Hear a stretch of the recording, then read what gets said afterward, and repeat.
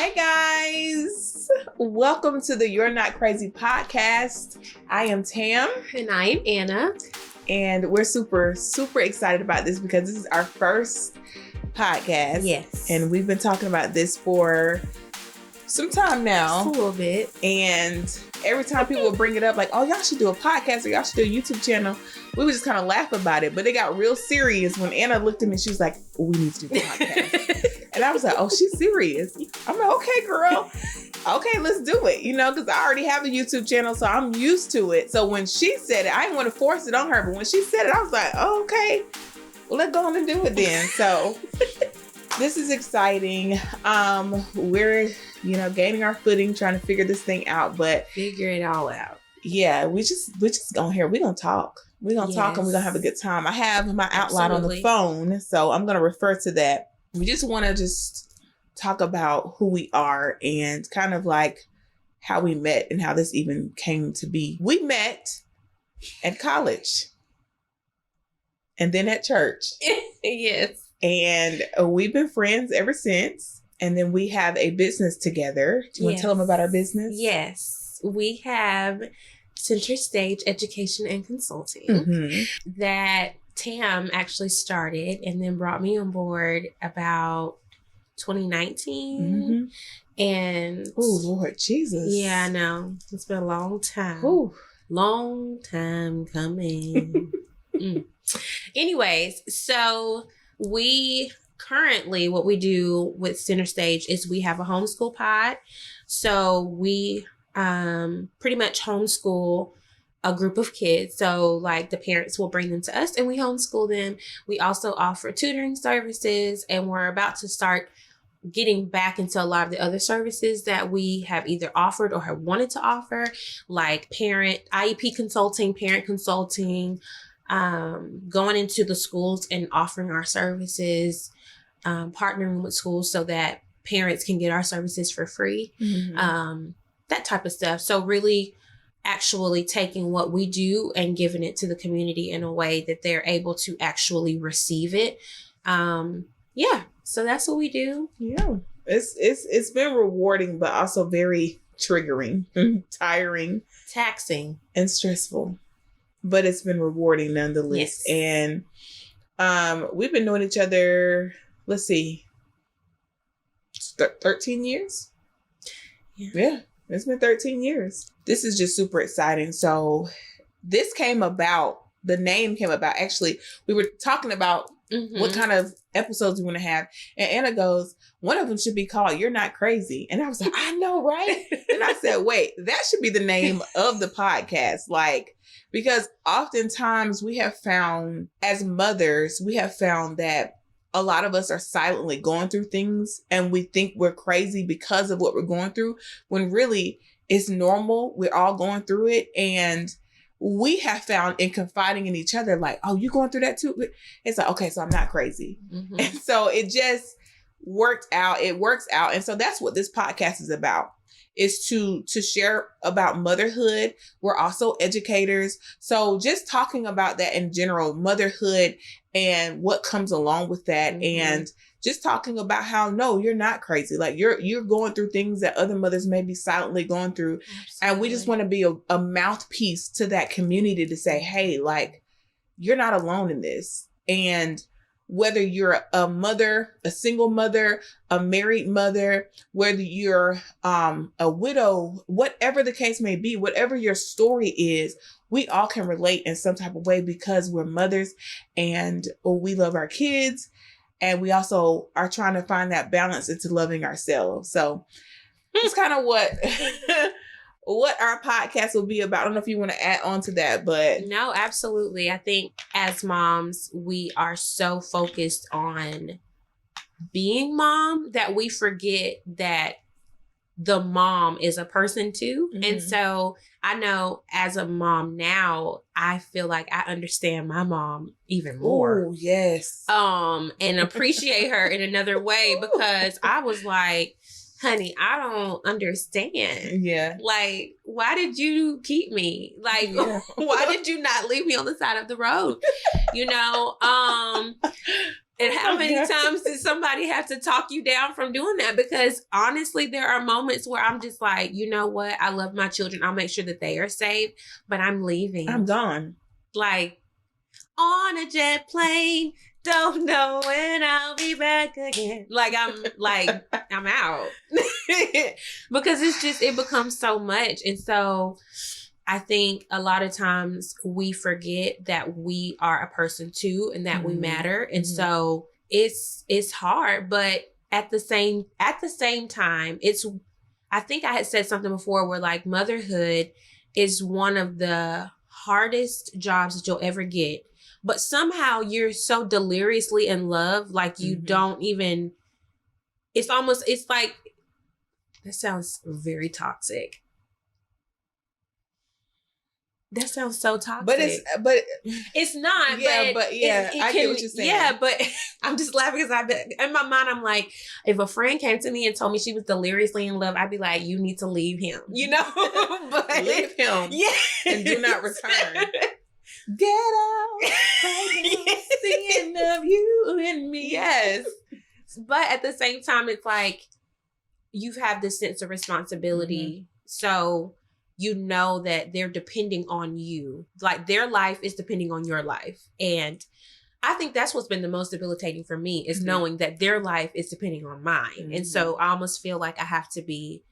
But this is the thing, you can't imagine life without them though. Right. And that's the deliriously in love part. Yes. Because I get irritated. I'm like, oh. Like for those who don't know, I'm pregnant with baby number 3. You can't really see it right now. When I sit down, my stomach folds, kind of like, let me be quiet. But my stomach don't look pregnant till I stand up. But I am 6 months pregnant, and I ask myself often, why did I decide to do this again? However, I can't imagine life without my baby. Like I can't imagine life without them. They're my everything. So it's that's that part, that deliriously in love is like, okay, yeah, I haven't had sleep in 4 days, but that's my baby. But look at their face. Look at them. Look at the little human. I know. Or you see their clothes, you're like, oh my God, look at this. Yes. And then it's like, okay.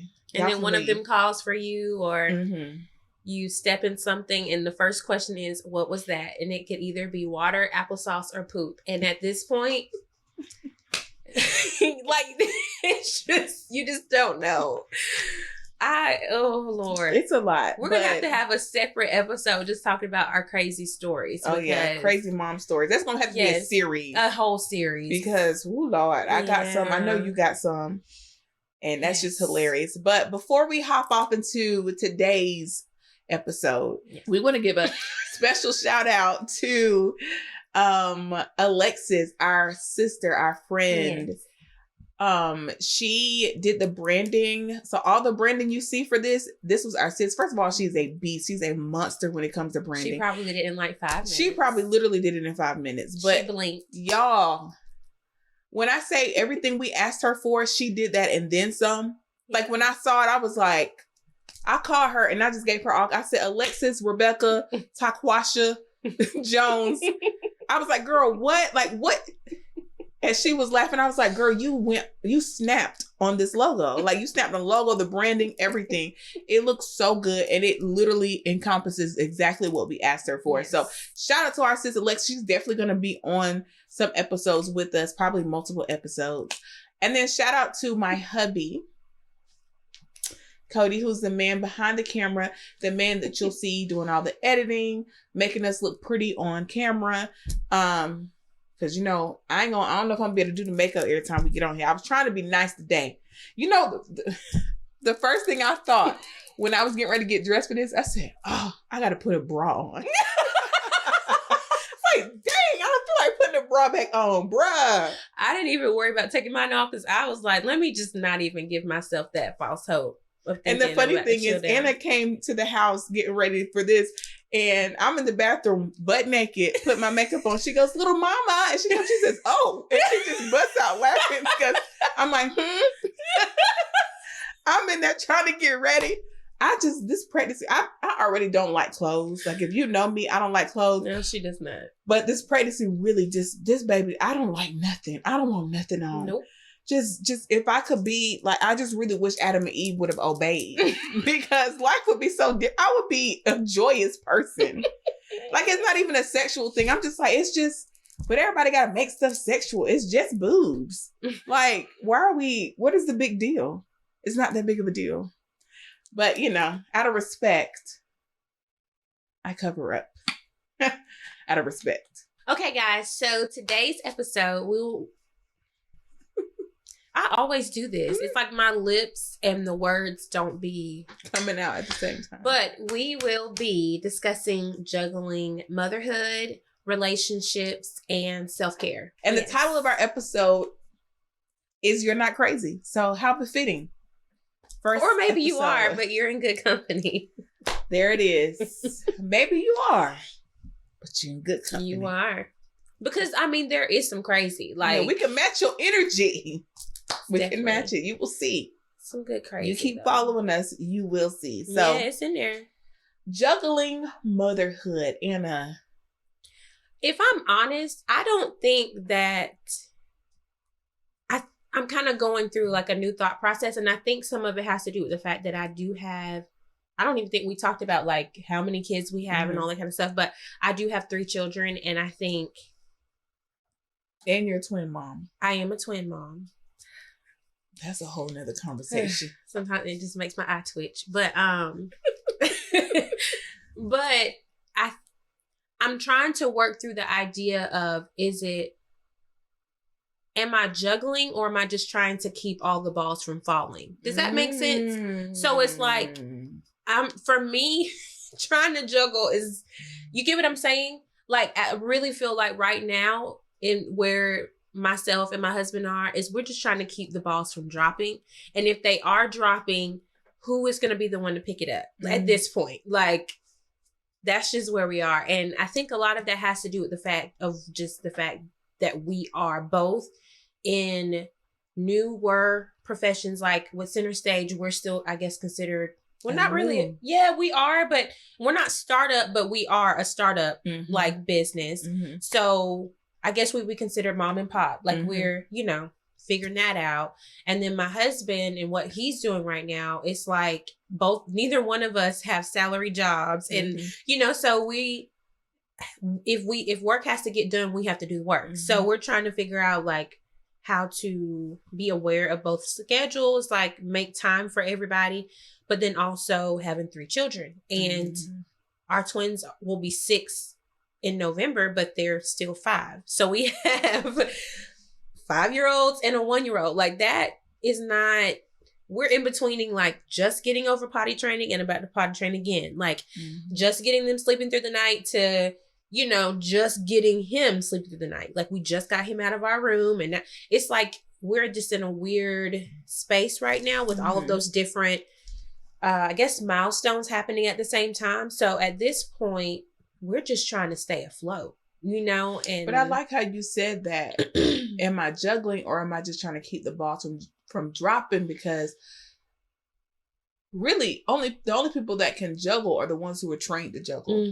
Like when you go to the circus, you're seeing the clowns or whoever, the professionals, or a professional juggler, whoever, an entertainer, they're trained to do that. They know how to do it. And it takes skill. You have to be able to multitask. It takes coordination. And sometimes as a mother, you don't have that.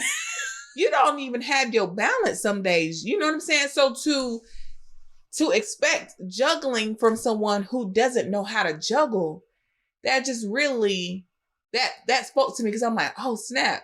Yeah, I don't know that I'm juggling either. I think I'm trying to keep balls from dropping. And many have dropped because I don't know how to juggle. Yes. And it's like, man, that's crazy, because I would love to be able to say, oh, I'm a stay-at-home mom, and life is just, and not that a stay-at-home mom is, because I've been a stay-at-home mom, so have you. Nothing about being a stay-at-home mom is easy. But I would love to be able to say, I'm at home. I can get all the things done that I need to get done because I'm not having to go to work. I'm not having to do these things. But the reality of the situation is I also have a purpose that I want to fulfill in education, And I can't do that being at home. Mm-hmm. So it's like, okay, well, I would love to be at home, but I also know there's a part of me that there's a part of a motherhood and mothership that I have. Mothership, is that a thing? Mothering, the mothership. The mothership. But motherhood, a part of mothering that takes place even in education for us. Yeah, absolutely. We're mommies to these babies throughout the day. They're not our kids, but we're mothers to these babies. So it's like, part of me is like, okay, I could be at home and the house could be clean or not, depending on what's going on that day. You know, I would feel better about myself as a mother if I could keep my house clean. If I could cook, have dinners, baths every night.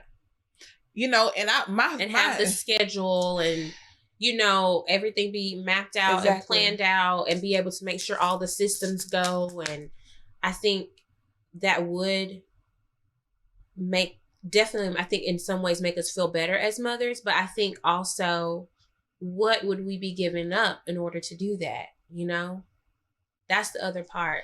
And I also think too, and here's the part I think that's relatable to all mothers. You're never going to have a day where all of those things get done. Something is, because at what point do you have time for you? If I'm handling all of this stuff, when do I have time for me? When everybody's asleep? And now I'm up till 1:00 in the morning trying to recoup. That's not healthy. Yeah. Nothing about that is healthy. Nothing about that breeds healthiness. So it's like, okay.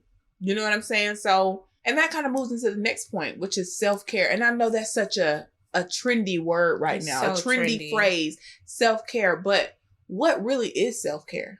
I know, like, something when I was talking with my therapist, which I do need to get another one, unfortunately. Right. But I know, I really don't know what happened, but I really think it was she just disappeared. Yeah, there had to have been some type of lapse in communication somehow, but you know, here we are. But one of the things that that she helped me with was not thinking of self-care as something so extravagant and large. Self-care literally could just be, I decided to sit down and paint my nails. Self-care could be, you know, that I decided to use a foot scrub when I took a shower. Like, self-care could be, you know, when I went to the store, I got a new soap or a new like loofah or washcloth or whatever people use these days, you know, or it can literally be those little things. It doesn't have to be, I got to go to the spa, or I got the whole day to myself, or I woke up at 4 or 5 o'clock this morning and had a cup of coffee and did my devotional before the kids woke up. Like, that's not realistic for everybody. I know that's not realistic for me, but for multiple different reasons. But like, she was saying that not to think of self-care as something that requires you to step away or be outside of your normal scheduled programming. Like, add it in there if you have to. You know, if you do get a few minutes when they're taking a nap, instead of scrolling on your phone, you know, it could be that you finally get to read a couple pages of a book that you wanted to read. Just being more intentional with the little time that you do have, which was very helpful for me, because in my mind, I'm like, okay, now I don't feel so bad. And she was like, think about it. Like, I have a whole like little ped spa thing that you can put your feet in. And she was like, how many times have you used it? And I was like, I don't know. You know, and she was like, how many times that you were sitting that you could have just whipped it out and just used it for a few minutes, you know, just little things like that I honestly just didn't think I like about. How you said that though, like how you defined what self-care was to you, because the issue I have with it being such a buzzword these days is that when people hear self-care, they automatically see a woman at a spa with the cucumbers on their eyes and they're wrapped up. Or like you said, getting up in the morning with a cup of coffee and reading a book. Which I can't even do coffee because it runs right through me. Honey, so it's a diuretic. Yeah, to mess up the whole day. It do what it need to do.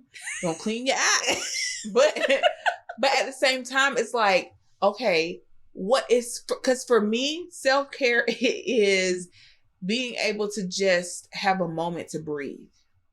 Self-care is, I sit in my car. My husband will tell you, when we get home and it's been a long day, they go in the house and I just stay in the car. And I'm good. talking on the phone with my mom. You know what I'm saying? Checking in with my mom. Recording content sometimes is self-care for me. I put my phone up because I love doing it. So I'll put my phone up and I'll just get ideas and go from there. So it just depends on the person. It's not, some people don't like massages. Some people don't care about going to the spa. Some people don't care about going out on a solo date. They could care less. Me, solo date ain't my vibe. Because who am I going to talk to? I talk to myself enough all day. I'm tired of talking to me. I want to talk to a person. You know what I'm saying? I'm constantly talking to myself. Yeah. You're not crazy. Maybe you are. But I'm just saying, for me, it's just different. So it is different for everybody.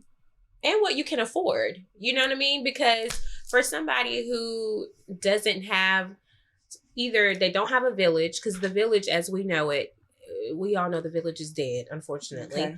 I feel like us COVID took out the last little strand, the last piece that we had, because now people are afraid to get together again. Well, they're not anymore, but you get what I'm saying.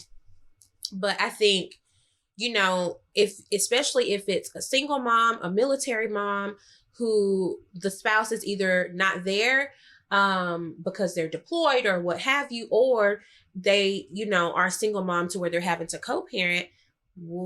Who's going to watch the kids while they go to the spa? Who's going to watch the kids while they go on a 6-mile run before the kids wake up? You know what I'm saying? So for them, self-care is definitely going to look different depending on what they can afford and what they can do. And then too, I have a gift card that I got for my birthday, which I feel really bad saying this, but I have a gift card that I was supposed to use to go to the spa, and I have not gone yet, because prioritizing that time, that was a necessity that we just did not have time for us to. Now, yes, it's paid for. Like, it's a gift card. Yes. Okay. It doesn't require me anything. Yes, I have a husband who can watch my children. Okay. Got all that stuff planned. But when you just had a baby and then now you're trying to juggle what that, well, not really juggle, but when you're trying to figure out what that even looks like, the last thing I'm thinking about is now saying, oh, by the way, I need to take another day to go to the spa. I'll be gone for 4 hours, But that also leads to mom guilt. It does. It leads to the other thing. I feel like because I feel like my husband and I already sacrificed so much of our own personal time anyways, it's like asking to go do that. In some ways, I'm like, we just don't have time for that. If I'm not home, then that means he doesn't get to his work, but then if I'm not whole, then I'm not, and that's 100% mom, or wife. Mom, we feel like we have to play superhero for everybody. And that mom guilt sometimes leads to spouse guilt, right? So then I'm like, oh snap, I've been gone. I've been out twice this week and he's been at home with the kids. But that's where you have to find that balance, right? To say, surely I can make a day for myself to go use this gift card. But then it creeps in and say, oh, but the baby, or, man, I just really need to be home with the kids. Like, we have so much stuff going on. And guess what? That stuff's still going to be there when you get home. And that's what I was going to say earlier. It's like, I tell myself, I'm like, man, the house looks a mess. I need to clean up. And then sometimes the Lord will just be like, but it's going to be there when you wake up in the morning. Like, it's still going to be there, but you need to rest. When your body starts shutting down, when you fall asleep, I fell asleep in mid-sentence talking to my husband the other night. Now, I know part of that is a pregnancy, but I do that anyway, right? So, or you just shut down. You're like, I don't have it. I can't. I was in the middle of a therapy session. And she's like, so what do you got? You ready? You want to talk some more? I said, I shut down. I'm ready to go home. And she bust out laughing, because it's just like, sometimes it's like, okay, this is a lot. You know what I'm saying? It's enough. And it's enough. Like we said at church today, it's enough. Okay, I'm done. No more. Donezo. So, I mean, and that does lead into the other topic to talk about, relationship. And the reason why I say relationship is because not all mothers are married. Mm-hmm. Not all mothers, have a spouse or whatever your situation is, whether it be the relationship with your children's father, whether it be relationships with your family members, friendships, whatever that may be, in those relationships, you still have to find room for that too. Mm-hmm. So not only are you trying not to let the balls drop in motherhood, you're not trying to let the balls drop in your marriage or your friendships or your relationship. Because we think about friendship. And I think that's why we get along as well, because I don't get offended when you say, girl, I can't come today. I got stuff with the kid. I don't go, because I get it. You know what I'm saying? But also I get it if you say, hey girl, I'm coming, but I got to bring the kids. I'm like, okay, mine here too. You know what I'm saying? It's different. And I'm not saying you can't be friends with someone who doesn't have kids or whatever the case may be. But I think that's why we get along the way that we do, because we get it. It's just an understanding. It's not, and there's no rejection there. Unless you're like, girl, I want to hang out with you. Then I'm like, okay. All right. I won't ask again. You know what I'm saying? But and balancing friendship, it can be difficult because it's very difficult. It is very difficult because it's like, okay, well, my husband's already my best friend. You know what I'm saying? And honestly, I thought I was an extrovert until COVID hit. When the quarantine hit, I was like, wait a minute. And then the Lord started showing me myself, and I was like, okay. Now I am an ambivert because I do like, I have parts of me that is extroverted, but parts of me that are very introverted. And so I had to learn that about myself, because for so long, I feel like I had to go along with the narrative of being an extrovert. Like, does that make sense? Mm-hmm.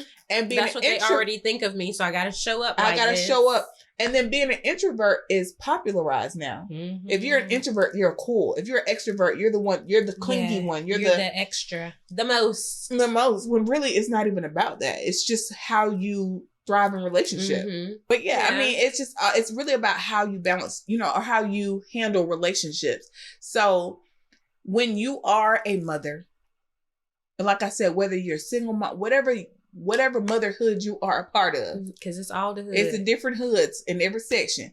Whatever motherhood you are a part of, you still have to figure out how to handle relationships amongst the relationship with your children, relationship with the children's father, relationship with whatever the case may be. You still have to handle those relationships. Yeah. And there could be guilt that comes along with that as well, to say, dog, I haven't seen my friend and so, or me and my husband haven't spent time. And for me, my love language is quality time. So when we go a little bit after, and I ain't get a chance to cuddle, and I'm not even a cuddle person, but when it's quality time, I want you near, I want to feel your body heat next to me. And I want, and we watching TV, we binge watching something, yes. We talking about something, we're laughing, we're goofing off. That's quality time for me. And when that hasn't happened at least once or twice a week, I'm fiending. I'm like, what's going on? What's wrong with you?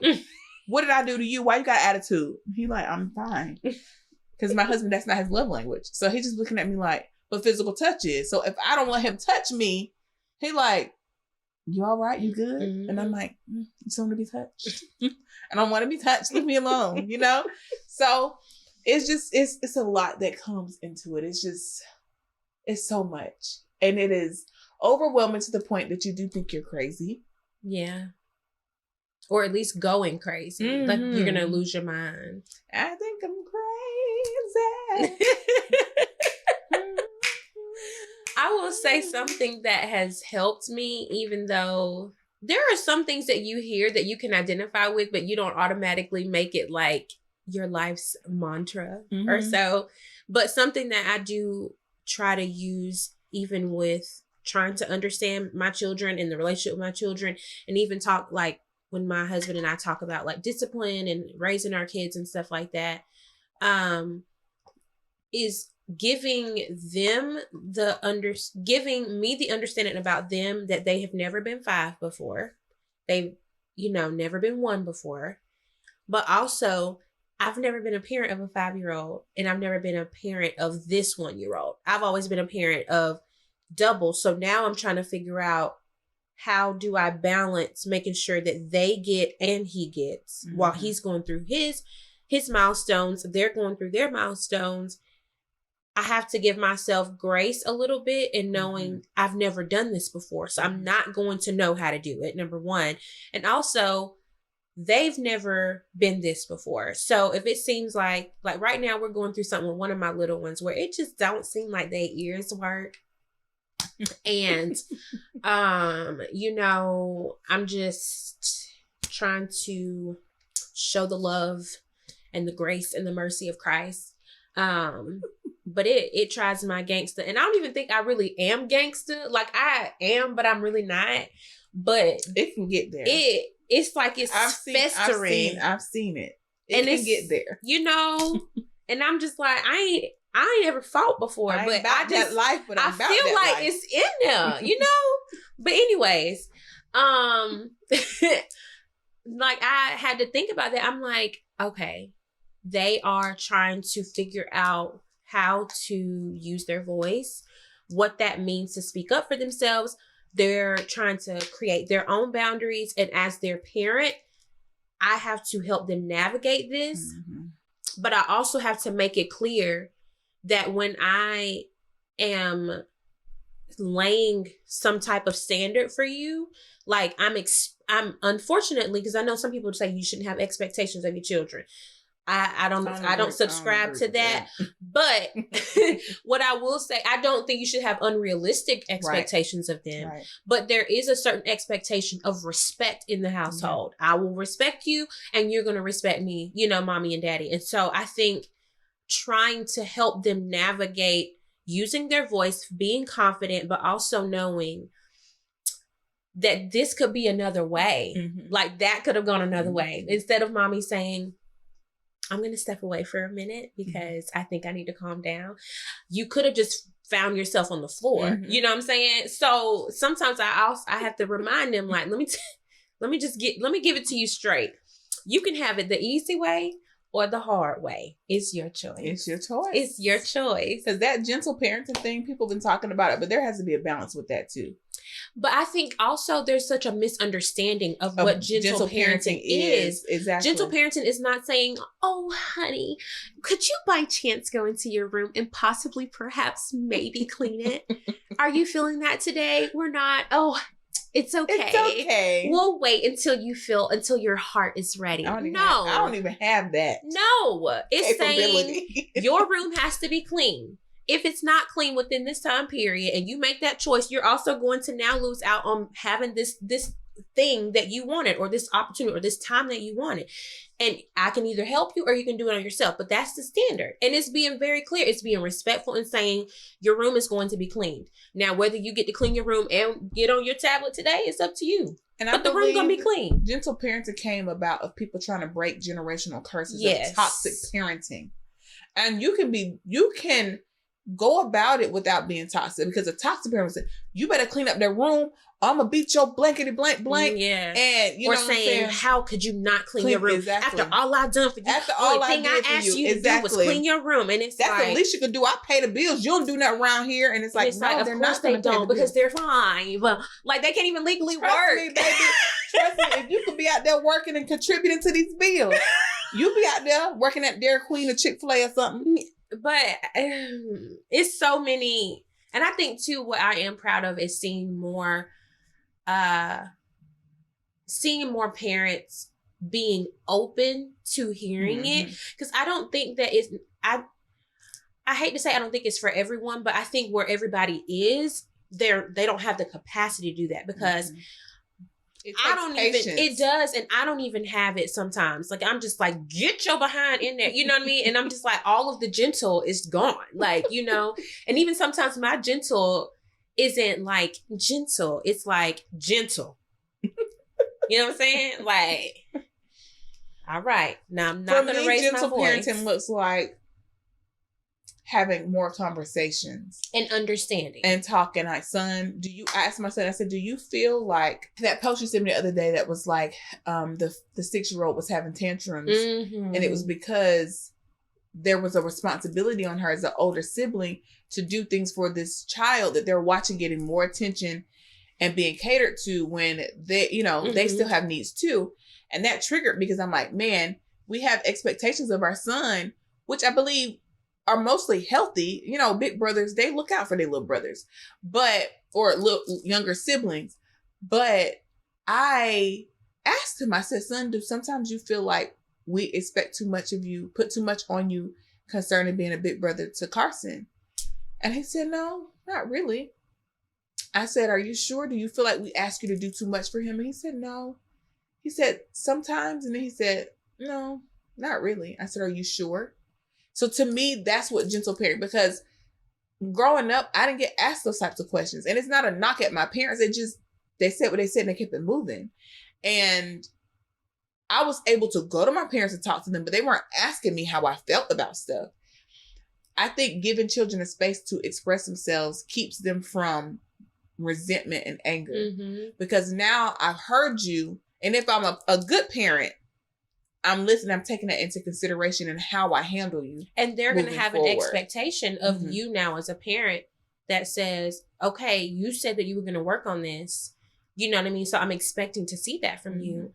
And I try with mine is to say, because they'll be like, especially my special child. I say that because they are exactly like me. So, and there's some extra seasoning that was put on there. That's not all me. But I think, they'll say, I didn't like the way, I don't like it when you say that, or I don't like it when you raise your voice or you yell at me. It hurts my feelings. And so in that moment, as much as I felt justified because they didn't follow an instruction that I gave or something like that, and I had to say something 6 times and you still ain't did it yet, but she'll say, like, I didn't like when you say that or whatever, it hurt my feelings. And so in that moment where I could jump down and just be like, well, you should have did that, I have to take a deep breath, because I'm like, okay, mommy raised her voice because she was upset. I try to express or explain to her what happened. Mm-hmm. But not in a way to excuse the fact that she was not listening. So it's saying like, okay, mommy was upset. And I'm sorry that your feelings were hurt by mommy's reaction of being upset. And mommy has to work on trying to be calm or expressing herself better in a way that doesn't hurt your feelings. But I also need you to work on listening and following instructions when I ask mm-hmm. you to do something. And in this moment, I was not asking your opinion. I was giving you a direction mm-hmm. and trying to have the conversation with her. Does it always go that way? Absolutely not. Like, it doesn't. But that's my attempt. Mm-hmm. Like, I attempt. It's the goal, and that's what matters. And I know, like, for some people, it's like, well, why she had to say, how she was feeling. And in my mind, I'm like, because there's going to become a day where I want her to feel comfortable coming to me and talking to me about something instead of going out and doing something stupid. Or speaking up for herself in general out in the world. When I'm not there. Like, tell somebody, like, okay, pause. I'm not okay with how you're speaking to me. Mm-hmm. So I'm going to separate myself before you get the other side. Mm-hmm. You know what I mean? And it's being and that's not showing weakness. That's actually standing up for yourself and setting a boundary with other people. And I want her to not shrink, because she is very bold, and, she knows what she wants, and I love that. But I also want her to know that there's a time and a place for everything. And sometimes you can be, that's good, Lord. You can be bold in submission. Mm-hmm. You know what I mean? Like, you can be a strong follower, and mm-hmm. that's okay. Mm-hmm. Like, you don't have to always be in the front. And I think Chastity posted something mm-hmm. about that before, a few days ago on her Instagram story. That was my sister. But saying, you don't always have to be in the front to be the leader. Mm-hmm. And that's okay. But I don't want her to ever feel like she can't speak her mind, mm-hmm. even as the follower. Mm-hmm. You can be at an intro level position and still be bold in your stance and still, have an opinion and be respectful all at the same time. You don't have to wait until you're in front to put all of that out there. And she's a Black woman, so... Get it, sis. Fro and all. I like this. I love this conversation. I think this is setting the tone for how we're going to move. I think it's going to get crazier on the journey. This is a mild version of the crazy. But I'm excited. I enjoyed this conversation. I think it brought a little bit of healing for me. I mean, thinking about what you said, that stuck with me about the juggling. I was like, I can't take credit. I don't remember where I heard it, but when I saw it, I said, "Ooh, that helps me." But even saying we're not, like, that's not what we're trained to do. We're not trained to be a juggler. Like, I didn't go to juggling school. No, I didn't go to circus school. I don't. And parenting and marriage and all of that does not come with a manual. It does not. And does not look the same for everybody. No. So when you go into these Instagram accounts and get these ideas, okay, great. But do know that it probably worked for them. And it's going to be some version of that may work for you. And then it may not work for at all. Right. And you're going to have to just figure that thing out. You have to figure that thing out. You have to be willing to put in the work for that. So I am excited about our podcast. I'm so excited. I'm excited. I feel like God's hand is on. If you don't know, we love Jesus. Very much so. And we're going to talk about him. He's all up in here. We're going to talk about him. Mm-hmm. But yeah, so I feel that God's hand is on this because the timing of it all was it was God, because we're probably more busy now than we've ever been. And it's like, okay, because we've partnered with our church to direct a summer camp. So we're doing that. We're getting ready for the upcoming school year. We're preparing for how we're going to handle when I go on maternity leave. Like, it's just a lot. And it's funny. This will be our second year dealing with that, because the year before she was like pregnant. And so it's just funny how the Lord is just kind of taking us through these journeys.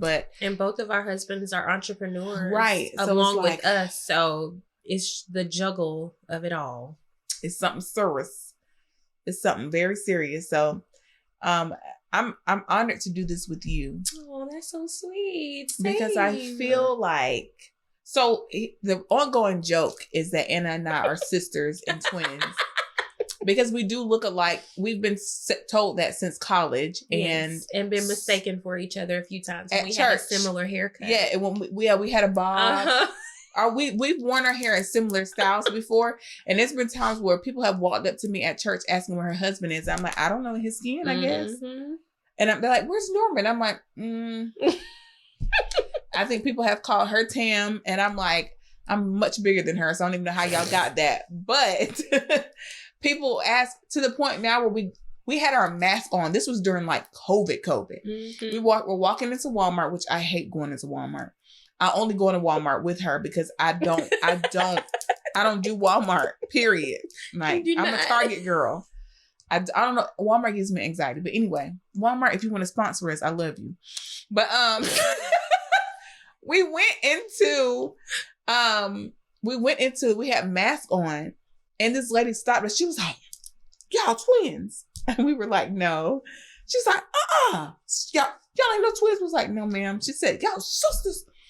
We're like, no. She said, cousins. And like, when we pulled our mask down, and she was like, oh. So based just from our face, like this part it was just our eyes. And when we pulled the mask down, she about lost. She said, I can't believe y'all not sisters. And at that point, we were like, we're just going to start saying yes, because we were in a drive-through one day. I had makeup on because I think I was filming that day. And I had a bare face. And she was like, I feel insulted. We were at Chick-fil-A, and the lady was like, are y'all sisters? And we were like, Because at this point, somebody asked the other day, he was like, who the older sister? I said, I am. Like, we don't even, at this point, we don't. But I say that to say, we have truly built a sisterhood. Like, it is. Yeah. It's deep. It goes deep. And I ain't gonna cry about it because I ain't no punk. You know what I'm saying? Let me tell you something. I know cried. Yeah, Anna cried the entire service at church today. So every time I looked, she was like, girl, hit me. And then just would fall. And I'm like, what is happening? Yet here we are. Yeah. So it runs deep for us. And I think the reason I say I'm honored is because you can't share a platform with everybody, and you can't do ministry with everybody. And this is ministry for us. Like, this is fun. We love talking. This is how we talk. Like, what y'all just stepping into our conversation. That's really all that is. It's a little organized because we got to make sure, it's neat and clean but I mean, this is our conversation. So for me, this is ministry, because we want other people to be able to have these conversations and listen and say, man, I can relate to that. And dang, okay, somebody else gets it. So on that note, we're going to end our first episode here. Make sure you guys are listening. If you're listening via the actual podcast or you're watching the video version of this, listen, make sure you are subscribed to us, okay? Yeah. If you're on YouTube watching, make sure you hit that like button. But yeah, make sure you comment below. Let us know some topics you want us to discuss. If you're listening on the podcast, just make sure you catch us. Our goal is to get these out weekly. We're just getting started. Yeah. We're going to see how we can balance it out. We may have to record multiple episodes at a time and get them out. But for now, we hope you enjoyed our first video. Yay! And on that note, we will see you guys in the next one. Love you guys.